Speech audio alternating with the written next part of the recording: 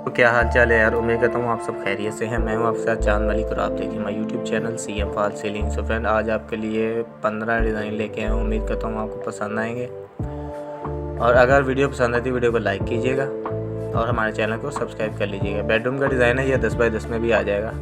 ये भी डिज़ाइन है आपका 10 बाई 10 में आ जाएगा, या 10 बाई 11 में। ये आपका 10 बाई 12 में या 10 बाई 14 में ज़बरदस्त आ जाएगा। और इसकी पैमाइश आप कहें तो बड़ा होगा, थोड़ा सा बेहतर होगा। ऐसे 14 ज़रब 18 का या 14 16 का।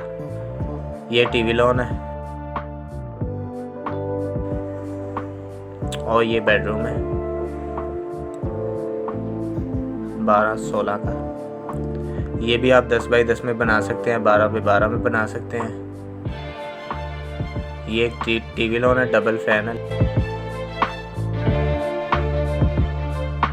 ये भी डबल फैन है। ये जो साइड पे आप देख रहे हैं जाली का इस्तेमाल किया गया है, शीशे और जाली का। ये टीवी लॉन और ये ममटी का डिज़ाइन है।